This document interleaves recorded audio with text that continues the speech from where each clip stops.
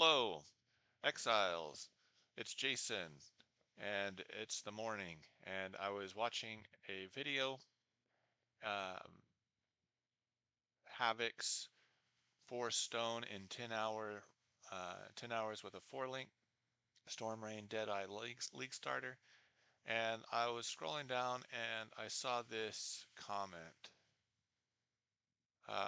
Is it worth um, Saitama Haruhiko said, "Is it worth it to run the campaign a few times before league start? I'm 3 leagues into Poe and really hate how I always take like 12 hours for the campaign. Is it feasible to shave off up to half this time if I practice my league starter leveling?" Now, I was commenting on this and I was like, okay, well, this would be cool. I actually was able to shave off a couple of hours off my league start. When I first started, and I'm only maybe 4 or 5 leagues in, so I'm just a little bit further along than uh, Saitama. So I thought maybe it didn't look like it's a couple hours ago. Maybe he'll get some replies. A lot of the comments on this video hadn't gotten any replies. So anyway, I thought I'd make this quick video. And this is how I practice my league start. So first thing I would do is I would watch through a playthrough like this, taking notes. So create a document. It could be Word doc or Google Doc or whatever you use. Create a document, write down some stuff. It's got the POB link it. Any extra stuff that you need, like this regex, or when you're in town looking for green sockets, that kind of stuff, and speed boots, movement speed boots. And then just as he's going through, or as the player is playing through, just write down all the areas, and then you can start to take notes. Like the coast, only fight one big group near the waypoint in order to level gyms. Mudflats, start killing everything on the way to get the shells. And then when the person is leveling up, you can kind of put the level markers here. That way, like if I'm at the ledge and I'm level 7 or something, I know I've been killing too many monsters. I won't start killing monsters again until I get past like the submerged passage. Um, Sometimes it helps to highlight some of this stuff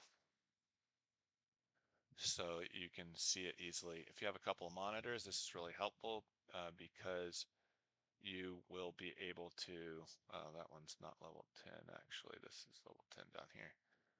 Um, this is just a note.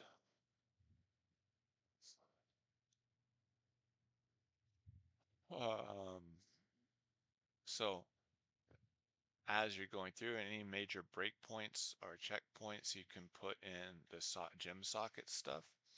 This is really helpful so you know what kind of gear you should be picking up or what kind of gear sockets that you need to have. And most of the time, the sockets is more important than the stats. I would say all the time in the campaign, the sockets are going to be the most important thing. And then bow upgrades, these are important, like when you need to upgrade to new bows. Um, the times when they log out instead of TPing back to time, I found this pretty helpful for shaving off some time.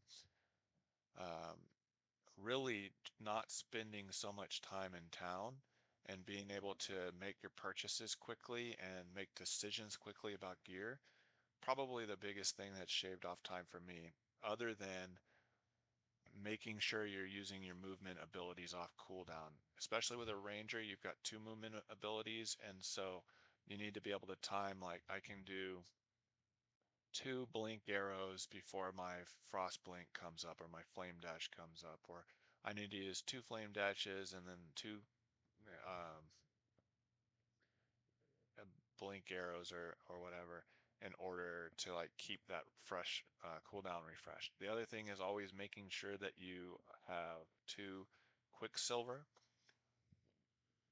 flasks, and making sure that you're using your quicksilver flask uptime is going to be super important for your run. So those are the big things. All about movement speed. One of the things with the um, There's no POB out for this one yet, but with the Lightning Arrow League starter from this video here from Havoc. If we lose a See, sense of our try American to skip history, this campaign, but this Giga Damage in campaign, Lightning Arrow Deadeye Leveling Guide, this one right here. There is a POB, and I lost my train of thought there. Let's see.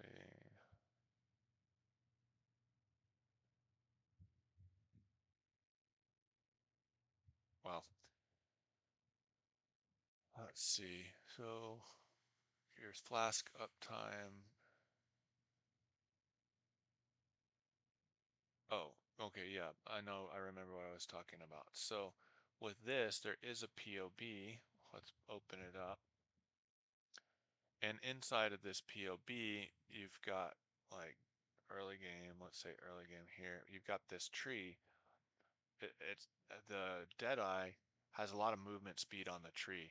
So you're going to get stuff like an increased movement speed, increased movement speed, increased movement speed. That's really helpful. Um,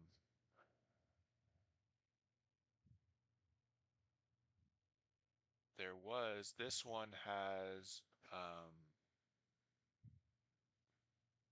there is a reduced time of your mural or blink arrow. That's really good. And then down here, I think there's, I don't think he takes it, but let's see, flask effect. What is this? There's a movement speed one down here that you can get. Yeah, movement speed, movement speed. Um, yeah, let's see. He gets the one movement speed down here. And so those movement speed, a lot of times you may not find a movement speed boot.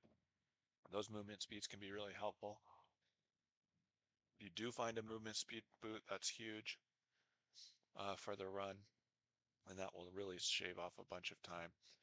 So I want to kind of keep this down, but those are the big things. Yeah, know what build you're playing. So number one, know what build you're playing. Watch a speed run. Take notes.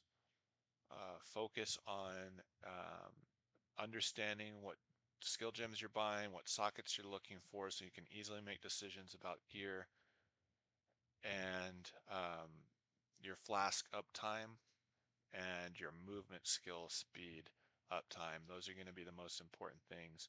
And then you easily can go from a 12-hour, I would say, to like an 8-hour.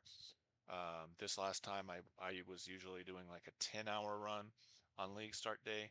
I've been practicing after watching this the first couple runs through, and we can look at my runs. These are my exact runs. Let me see if I can, it's nothing super impressive here, but what I do, and because I've found that if I play from Act 1 to Act 10, like I might have learned some things in Act 1 that were really helpful, but I don't get to practice it again for like easily a couple days later.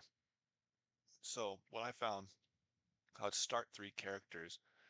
I would play through Act 1 on one of the characters, kill Mervell, log, log my time, and then log out, create the next character, play through Act 1 again. That way, for this one, it took me 51 minutes. Here's my target, 19. And then the next time, I was able to shave off 5 minutes.